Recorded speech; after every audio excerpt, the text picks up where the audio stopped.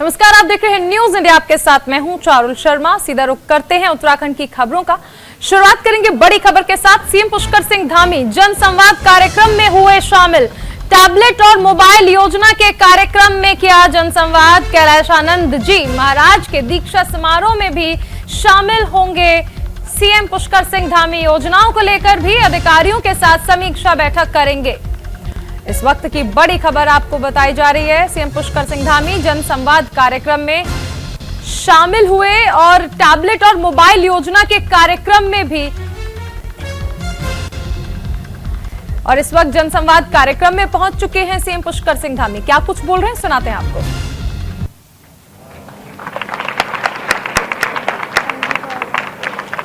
जिनको मिल गया है, जिनको मिल गया है या मिलने वाला है, सभी को शुभकामनाएं। और जो 9वीं वाले हैं उनको अगले साल मिल जाएगा, और जो 11वीं वाले हैं उनको अगले साल मिल जाएगा। तो उनको भी शुभकामनाएं। आज हमारा ये वर्ष का पहला दिन भी है, और इस दिन की मैं आप सभी को, आपके माता पिता को, भाई बहनों को, आपके सभी मित्रों को कि सब प्रसन्न रहें, सबके जीवन में मंगल हो, उनकी सभी आशाएं अभिलाषाएं सब पूर्ण हो। मैं भगवान से प्रार्थना करता हूं कि सारे जो जीवन में आने वाली खुशियां हैं उन सभी को मिलें। मेरी बहुत बहुत शुभकामनाएं हैं। उत्तराखंड राज्य हमारा समृद्ध सशक्त हो। यह वर्ष हमारी उत्तरोत्तर हर दिशा में प्रगति हो, हर दिशा में हम आगे बढ़े, हिंदुस्तान का हम श्रेष्ठ राज्य बने। उसके लिए हम सभी लोग एक दिशा में चले, एक साथ चलें, अच्छे काम करें, और जो भी काम हमको मिला है हम उस काम को पूरी ईमानदारी के साथ करें, पूरी मेहनत के साथ करें, पूरी लगन से करें। उसके लिए हम पूरा परिश्रम करें। आज मुझे बताते हुए बड़ी खुशी हो रही है कि ये बहुत दिनों से हम लोग ये सोच रहे थे कि टैबलेट का वितरण करेंगे, टैबलेट का वितरण करेंगे। आज वो दिन आ गया, और दिन भी आज वर्ष का पहला दिन है। आज मैं विद्यार्थियों के बीच में आया हूं, तो मैं आपसे कहना चाहता हूं कि हमारा देश पूरी तरह से युवा देश है, जहां 65% से ज्यादा आबादी 35 वर्ष से नीचे के लोगों की है, और 50% जो आबादी है हमारी वो 25 वर्ष से कम लोगों की है। तो निश्चित रूप से हम सब युवा लोग आने वाले जो भारत का जो निर्माण होना है, जिस निर्माण की हम बहुत पहले से कल्पना करते थे, उस क्षेत्र में, उस दिशा में हम आज माननीय प्रधानमंत्री जी के नेतृत्व में तेजी से आगे बढ़ रहे हैं। बहुत तेजी से हम हर दिशा में कदम बढ़ा रहे हैं। आज आत्मनिर्भर भारत की बात हो, चाहे देश की सीमाओं की बात हो, चाहे गरीब और किसान की बात हो, हर क्षेत्र में आज हमारा देश आगे बढ़ रहा है। मैं आज के अवसर पर आप सभी छात्र एवं छात्राओं से कहना चाहता हूं, देखिए, हमारे जीवन में सबसे महत्वपूर्ण अगर कुछ है जो हमारे जीवन में, आप सबके जीवन में, किसी के भी जीवन में जो वापस लौटकर नहीं आने वाला है, वो है समय। आज जनवरी 2022 का पहला दिन, अभी 11:35 होने जा रहे हैं, और ये दिन अब हमारे किसी के भी जीवन में कभी लौटकर नहीं आएगा। अगर सबसे बहुमूल्य, सबसे अमूल्य और जिसका कोई मूल्य नहीं है, वो क्या है बच्चों, आप लोग बताइए। अब मैं आपके सामने यहां से बोल रहा हूं, ये हमारे सचिव साहब हैं, आईएएस अधिकारी हैं, इन्होंने भी बड़ा पढ़ा है। हमारे बगल में डॉक्टर बैठे हैं, वो डॉक्टर आर राजेश कुमार जी, ये भी आईएएस हैं। इन्होंने भी आप ही की तरह पढ़ा होगा, मैंने भी आप ही की तरह पढ़ा है। लेकिन अगर आज ये सोचे कि मैंने कुछ पढ़ना छोड़ दिया, मैंने कुछ कम पढ़ा है, या मैं ही सोच लूं कि मैं दोबारा से विद्यार्थी बनूं, क्या मैं बन सकता हूं या ये लोग बन सकते हैं? तो क्या हमारे जीवन में क्या लौट कर नहीं आएगा कभी? समय लौट कर नहीं आएगा। इसलिए जो समय हमें इस समय पढ़ने का समय मिला है, सीखने का समय मिला है और खेलने का समय मिला है, इस समय का हमें पूरा जितना सदुपयोग हो सकता है पूरे मनोयोग के साथ करना चाहिए। कई बार होता क्या है, मैं आपको वो बात बता रहा हूं जो मैं भी सोचता था। कई बार हम आते हैं, हम कक्षा रूम में बैठे होते हैं। रतन भाई तुम्हारे भी होता था ऐसा? तो हम कक्षा रूम में बैठे होते हैं और हमारा मन कहां होता है बताइए? हम किताब के पन्ने पलट रहे होते हैं लेकिन हमारे दिमाग में कुछ और चल रहा होता है कि मेरा वो दोस्त क्या कर रहा होगा, वो कौन सी पिक्चर देख रहा होगा या कहीं घूमने गया होगा। ऐसे ही होता है ना। एक छोटी सी कहानी है, मैं आप लोगों को सुनाना चाहता हूं। सुनाऊं? एक छोटा सा बच्चा था जिसकी उम्र 6 साल थी। कितने साल थी? 6 साल का बच्चा। उसका मन जो है एक जगह पर स्थिर नहीं रहता था। जैसे मैंने अभी आप लोगों से बोला ना, उसी तरीके से वो कभी स्कूल में होता था तो उसका मन घर में होता था, घर में होता था तो उसका मन खेल के मैदान में होता था, खेल के मैदान में होता था तो उसका मन बाजार में घूमता रहता था। तो वो कहीं भी चला जाता था, वो अपने जीवन में संतुष्ट नहीं रहता था किसी चीज से। मन कहीं होता था, उसका तन कहीं होता था। एक दिन वो खूब खेलते खेलते दिन में जब ऐसी धूप आ रही थी, जैसी धूप आज आई हुई है ना बाहर, सवेरे ठंडा होता है, शाम को ठंडा होता है, दिन में धूप आता है, तो क्या बड़ा अच्छा लगता है कि हम जो है धूप में बैठ जाएं, थोड़ी देर धूप सेकें। तो धूप सेकते सेकते वो क्या हो गया, वहां सो गया। सो गया और सोने के बाद जब उसकी आंखें खुली तो उसने देखा कि उसके सामने एक जिसके खूब सफेद से बाल एक बुजुर्ग महिला उसके सामने आई। बोली, पीटर पीटर उठो, देखो मुझे, मैं क्या लाई हूं। वो लाई थी एक गोल सा डब्बा जिसके अंदर सुतली का धागा रखा हुआ था। गोल डब्बे के अंदर सुतली का धागा बाहर निकला हुआ।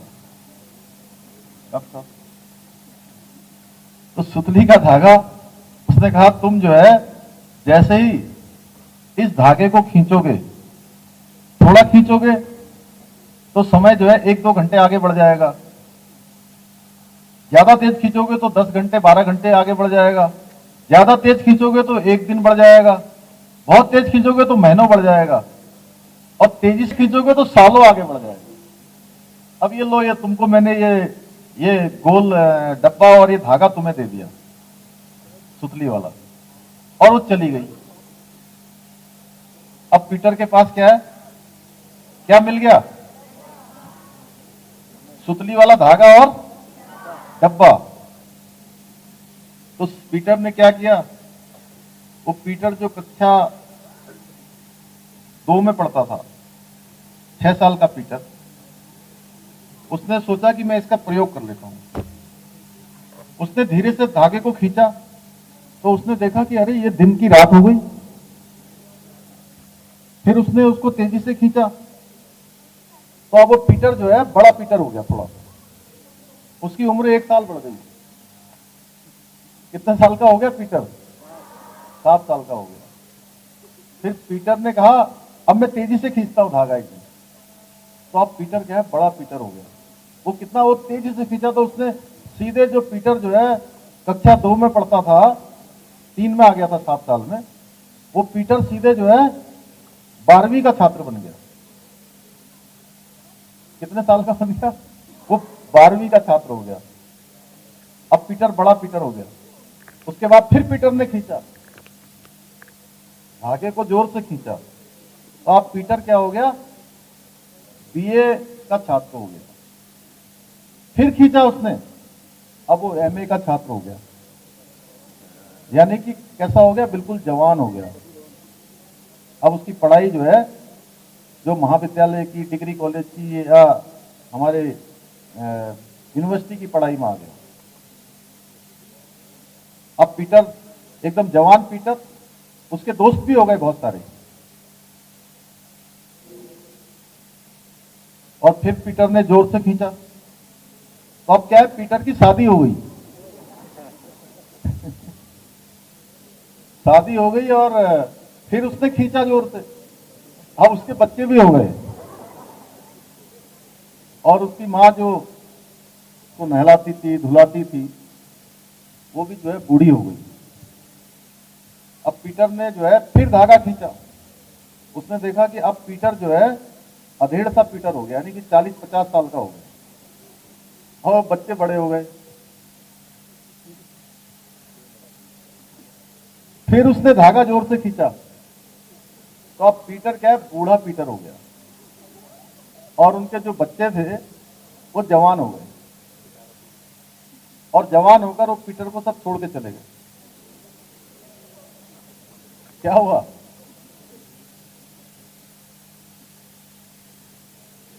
अब पीटर बूढ़ा हो गया और अकेला पीटर। वो एक दिन फिर से जो है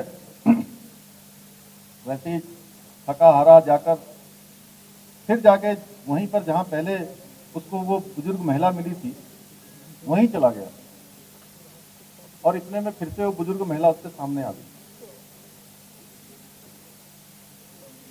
और पीटर जैसे ही अपनी आंख खोलता तो वो बुजुर्ग महिला फिर से उसके सामने थी।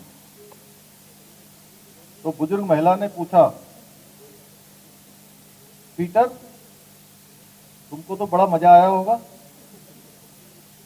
तुमने अपनी जिंदगी में जब चाहा, जैसे चाहा वैसे अपने समय को चला लिया,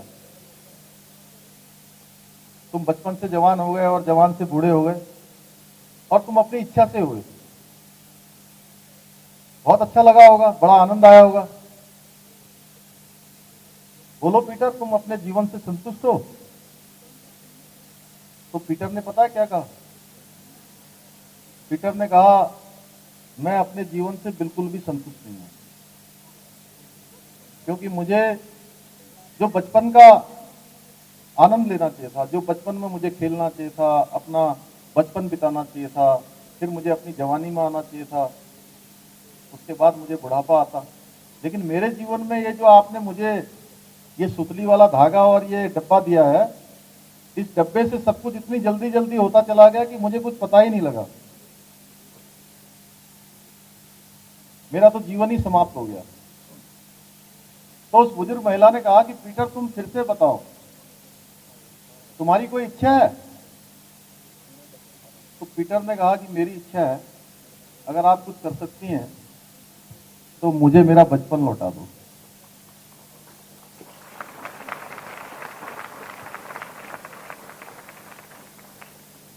तो महिला गायब हो गई, पीटर फिर से वही बचपन वाला पीटर बन गया, 6 साल का वही पीटर, कक्षा 2 में पढ़ने वाला।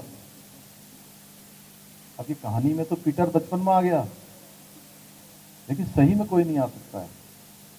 इसलिए मैंने कहा कि समय हमारा बहुत ही अमूल्य है, बहुमूल्य है। इसको हमें अपने माता पिता, अपने गुरुजन, हमसे बड़े, सबका आदर करना चाहिए, और भगवान के प्रति आस्था रखनी चाहिए, और जीवन का अपना एक ध्येय बनाना चाहिए। जीवन में हम एक संकल्प लें कि हमको जीवन में कुछ करना है, और संकल्प में कभी कोई विकल्प ना आए। संकल्प में अगर विकल्प आ गया तो हमारा संकल्प हमारा टूट जाता है। इस पर ज्यादा जानकारी के लिए हमारे साथ संवाददाता संजय पुंडीर और रोहित विक्रम सिंह जुड़ गए हैं। रोहित, सबसे पहले आपके पास आना चाहेंगे, अगर मुख्यमंत्री की बात कर लें तो तमाम बातें उन्होंने कही, बहुत अच्छी अच्छी बातें उन्होंने बताई। सबसे खास चीज है कि समय का महत्व क्या है, उसका जिक्र बहुत अच्छी तरह से उन्होंने किया। बिल्कुल साफ तौर पर मुख्यमंत्री इस समय राजकीय बालिका इंटर कॉलेज में मौजूद हैं और हजारों की संख्या में जो बालिकाएं हैं वो मुख्यमंत्री का संबोधन सुन रही हैं। कार्यक्रम के बाद मुख्यमंत्री निःशुल्क टैबलेट वितरण कार्यक्रम का शुभारंभ करेंगे, जिसमें तमाम जो बालिकाएं हैं उनको टैबलेट दिया जाएगा। राज्य सरकार बहुत समय से प्रयास कर रही थी कि प्रदेश के लाखों छात्रों को टैबलेट वितरण करना है, जिसकी शुरुआत आज 1 जनवरी से नए साल से मुख्यमंत्री ने की है। मुख्यमंत्री साफ तौर पर हमने सुना कि जो युवा बालिकाएं हैं उनको संबोधित कर रहे हैं, उनको बता रहे हैं कि समय कितना महत्वपूर्ण है। जो समय गुजर जाता है वो समय फिर वापस लौट के नहीं आता, लिहाजा समय का सदुपयोग करें, जीवन का आनंद लें, पढ़ाई पर ध्यान दें, खेलकूद पर ध्यान दें। तो साफ तौर पर ये कार्यक्रम मुख्यमंत्री का है और इसके बाद सीधे मुख्यमंत्री हरिद्वार पहुंच जाएंगे। वहां पर जगत गुरु आश्रम जाएंगे, साधु संतों के साथ मुलाकात करेंगे और करीब 2:30 बजे के करीब मुख्यमंत्री आवास वापस लौट आएंगे। और आज 2:30 बजे के बाद मुख्यमंत्री के आवास पर उनका पूरा का पूरा जो कार्यक्रम है वो आरक्षित रहेगा। शासकीय कार्य को मुख्यमंत्री नए साल पर निपटाएंगे और विभागीय अधिकारियों के साथ समीक्षा बैठक करेंगे। चारों रोहित आप बने रहिए, संजय भी हमारे साथ बने हुए हैं। संजय आपके पास आना चाहेंगे, मुख्यमंत्री हरिद्वार आएंगे, साधु संतों से भी मुलाकात का उनका कार्यक्रम है। और देखिए कि जिस तरह से एक विजय संकल्प यात्रा भी चलाई हुई है बीजेपी ने, और उसमें जब मुख्यमंत्री मंच से भी बोलते हैं कि संकल्प का कोई विकल्प नहीं होता, और एक संकल्प बीजेपी ने भी लिया है। बिल्कुल चारुल, आपको बता दें जिस तरीके से रोजाना की तरह मुख्यमंत्री पुष्कर सिंह धामी सबसे पहले आज भी उन्होंने अपने शासकीय कार्य निपटाए। उसके बाद अभी जो हाल फिलहाल में वो कार्यक्रम में है, जन संवाद कार्यक्रम में है, वहाँ छात्रों को संबोधित कर रहे हैं। उसके बाद सीधा इनका रुख हरिद्वार का होगा, जहाँ पे सबसे पहले भल्ला स्टेडियम आएंगे। उसके बाद ये जगत गुरु आश्रम जाएंगे, जहाँ महामंडलेश्वर कैलाशानंद के प्रथम संन्यास दीक्षांत समारोह कार्यक्रम में शामिल होंगे। साफ कहा जा सकता है कि जिस तरह से लगातार ही मुख्यमंत्री पुष्कर सिंह धामी हरिद्वार आ रहे हैं, साधु संतों का आशीर्वाद ले रहे हैं। कहा जा सकता है कि जिस तरीके से साधु संतों की एक बड़े लंबे समय से एक मांग थी कि देवस्थानम बोर्ड को भंग कर दिया जाए, उसके बाद से ही साधु संत लगातार मुख्यमंत्री पुष्कर सिंह धामी का धन्यवाद कर रहे हैं। और दूसरी बात आपको बता दें, लगातार ही 2022 के चुनाव को लेकर भी भारतीय जनता पार्टी पूरी तरह चुनावी मोड में है। मिशन बिल्कुल, देखिए तमाम राजनीतिक पार्टियां इस वक्त चुनावी मोड में है। संजय आप बने रहिए हमारे साथ, आगे भी आपसे जानकारी लेंगे। रोहित आप भी बने रहिए। उत्तराखंड चुनावों को लेकर सूत्रों के हवाले से बड़ी खबर आ रही है। बीजेपी की सियासत में दिग्गज नेताओं के टिकट तय कर दिए गए हैं। चुनाव आचार संहिता के बाद जारी हो सकती है लिस्ट। पहली लिस्ट में सीएम धामी, मदन कौशिक का नाम शामिल है। बीजेपी केंद्रीय नेतृत्व ने ABC कैटेगरी को निर्धारित कर दिया है। इस वक्त की बड़ी खबर आपको बताई जा रही है। चुनाव आचार संहिता के बाद पहली लिस्ट जारी हो सकती है। 3 कैटेगरी A, B और C बनाई गई है। उत्तराखंड चुनावों को लेकर सूत्रों के हवाले से इस वक्त की बड़ी खबर, बीजेपी की सियासत में दिग्गज नेताओं के टिकट तय कर दिए गए हैं।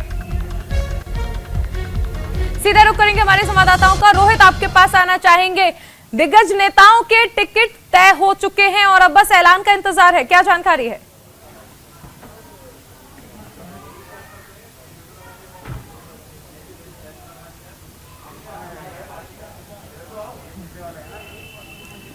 रोहित मुझे सुन पा रहे हैं आप? चलिए फिलहाल संपर्क नहीं हो पा रहा। संजय आपके पास आना चाहेंगे। ऑफिशियल तौर पर देखिए ऐलान का ही इंतजार है, क्योंकि खबरें बहुत साफ आ रही हैं कि दिग्गज नेताओं के टिकट तय कर लिए गए हैं बीजेपी की ओर से। लगातार ही टिकटों पर बैठक चल रही थी, मंथन चल रहा था, क्योंकि सबसे पहले जरूरी हो जाता है दावेदार कैसा। हालांकि दावेदारों को परखने के लिए भारतीय जनता पार्टी द्वारा लगातार ही जनता के बीच पहुंचकर उनका सर्वे किया जा रहा था कि दावेदार ऐसा हो जिसे जनता जानती हो, जनताओं पे उसका प्रभाव हो। हालांकि ABC 3 कैटेगरी इसमें रखी गई है और सबसे पहले मुख्यमंत्री पुष्कर सिंह धामी और मदन कौशिक की जो टिकट की बात है वो सामने आ रही है। हालांकि आचार संहिता से पहले ये टिकट जो घोषणा है वो कर दी जाएगी। साफ कहा जा सकता है कि चुनावी दौरे ऐसे में लगातार ही पार्टी यह भी कि दावेदार को परखने में लगातार लगी, किस दावेदार में कितना दम है, कोविड काल में किस दावेदार ने कैसा कार्य किया है, जनता के पास वो जनता के बीच में कैसा रहा है, इसका सीधा सा असर जनता पर पड़ता है। क्योंकि दावेदार ही जनता का चेहरा होता है और दावेदार से ही उम्मीद होती है कि वो जनता की किस तरह योजनाएं लेके आए, जनता की जो समझे। हालांकि जो 2022 का मिशन 60 का पार का है नारा है, उसी की तैयारी में भारतीय जनता पार्टी पूरी तरह जुट गई है। जी संजय बने रहिए आप, आगे भी आपसे जानकारी ली जाएगी। और अब सीधा रुख करेंगे रोहित का।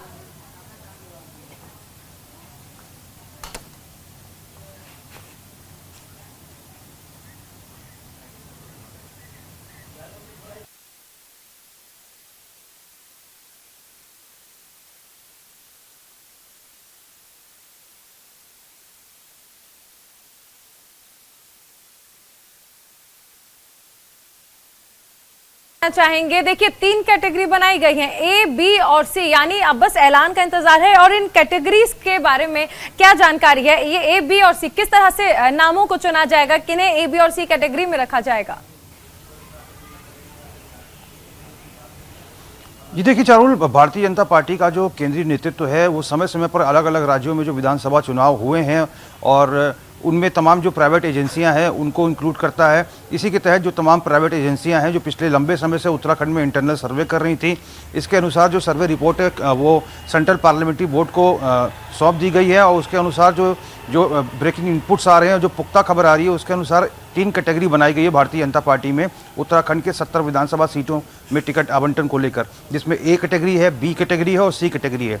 ए कैटेगरी में मुख्यमंत्री, भारतीय जनता पार्टी के प्रदेश अध्यक्ष, मंत्रिमंडल के जितने भी मंत्री हैं उनको रखा गया है। और इनकी जो सीट है, उनकी जो विधानसभा सीट है जहां से ये चुनाव लड़ेंगे 2022 के विधानसभा का, वो बिल्कुल पक्की है। और इसके अलावा जो तमाम जो सिटिंग एमएलएज हैं भारतीय जनता पार्टी के, जिन्होंने अच्छा परफॉर्म नहीं किया है या फिर वहाँ पार्टी पशुपेश की स्थिति में है, उन जगहों को बी श्रेणी में रखा गया है। और सी श्रेणी में उन विधानसभा सीटों को रखा गया है जहाँ पर कांग्रेस का कब्जा है। तो ये ए, बी और सी, ये 3 कैटेगरी हैं जिनको लेकर भारतीय जनता पार्टी में इंटरनल सर्वे हो रहा था। अगर ए कैटेगरी की बात करें तो ए कैटेगरी में पुरोला, देवप्रयाग, नरेंद्रनगर, प्रतापनगर, विकासनगर। फिलहाल इस तमाम जानकारी के लिए बहुत बहुत शुक्रिया।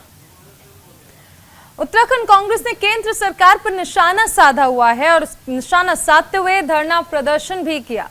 कांग्रेस प्रदेश सचिव महेश प्रताप राणा ने प्रदर्शन किया है। कांग्रेस प्रदर्शनकारियों का कहना है कि हरिद्वार में जैसे हर की पैड़ी तीर्थ है, उसी तरह से भेल औद्योगिक तीर्थ है, जिसे बचाना सभी का कर्तव्य है। और देश के प्रथम पीएम पंडित जवाहरलाल नेहरू ने देश के विकास और जीडीपी के लिए भेल का निर्माण किया था, जिसे बीजेपी सरकार बेचने का कार्य कर रही है। कांग्रेस पार्टी और ट्रेड यूनियन ने धरना प्रदर्शन कर विरोध जताया।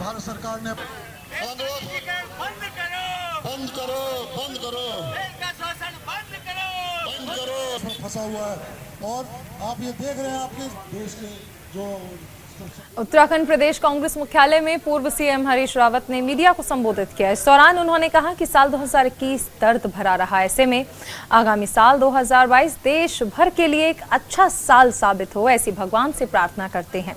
2021 में कोरोना संक्रमण की दूसरी लहर एक कहर बनकर लोगों पर बरपी, जिसकी वजह राज्य केंद्र सरकार नहीं है। देश भर में महंगाई चरम पर है, बेरोजगारी लगातार बढ़ रही है।